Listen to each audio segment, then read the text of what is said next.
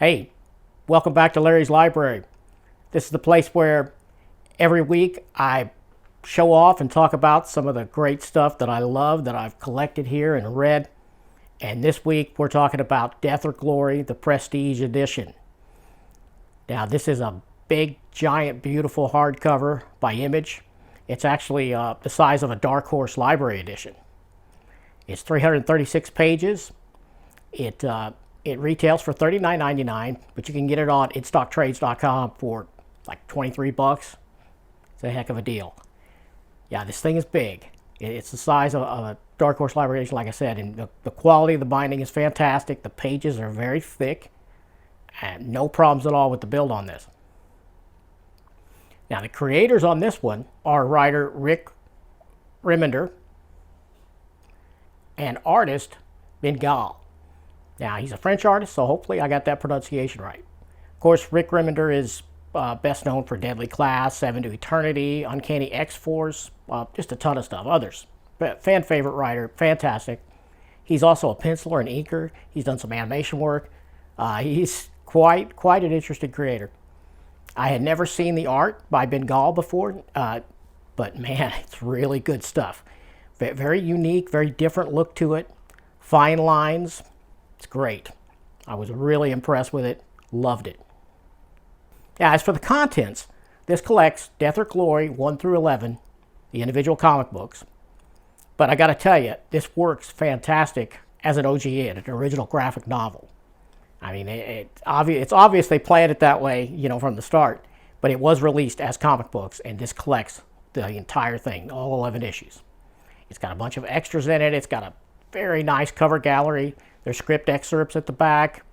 There's some really fantastic sketches and character designs. Beautiful stuff. Beautifully put together. Now, the plot on this one is pretty unusual because it's unusual for me in the sense that it's not fantasy. There's no sci-fi. There's no horror aspect. It's really like a big blockbuster road movie almost. It involves really a family of big rig truckers, a convoy, that live off the grid. Off the grid meaning they don't have social security numbers. They're not part of the system. But they're not exactly criminals. I mean, I guess they are in a sense. They don't pay taxes, but they're not hard criminals. They just choose to live on their own. And the plot on this deals with some subjects you wouldn't expect. It talks about what is the price of ultimate freedom. And are you willing to pay that? I mean, people make fun of the system all the time and wish we could go to a simpler time, where the government wasn't invading our lives all the time. But what happens when you need that system, when you need the stability of healthcare, and how stable is our healthcare? But those are just themes it sort of touches on. This isn't an action book, really. Not just action. There's a lot of family, too.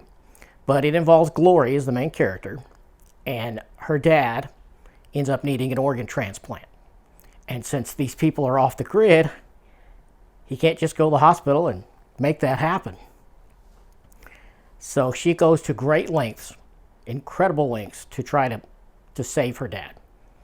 And this involves that. And it ends up being this huge chase. Lots of bad guys after her, lots of corrupt police, all kinds of things involving big rig trucks. And she's a grease monkey. She's a mechanic, and she's also a race driver. She's expert car builder and driver. And yeah, it's pretty wild. It surprised me that this subject matter could intrigue me the way it did because, had I known it was about this, I probably would have never picked it up. I mean, it wouldn't have been something that interested me. And if there's a film like this, I probably wouldn't have watched it unless it starred someone I really loved or was by some director I'm into. I would have never paid much attention to it. But that is the power of really good storytelling. It doesn't matter much what it's about if it pulls you in like this one did. And yeah, this was a surprise. I liked it a lot more than I thought I would. And I did love this artwork, and it is fantastic, and it's just, it's pretty spectacular. And it's really unique, too. It's not something I've seen done too awful much, and I've not seen art that looks like this too awful much either. Very nice. I give it 9 out of 10 stars, easily. And this one is still available. It's still available at InStockTrades.com and probably a lot of other places at the time of shooting this. And I'm a few weeks ahead on these. But I'm confident you could probably still get this if you want it. It's great. Pick it up. If you like fantastic art, you need to take a look at this one. And that's all I got for now, and I'll see y'all next week. Come on back.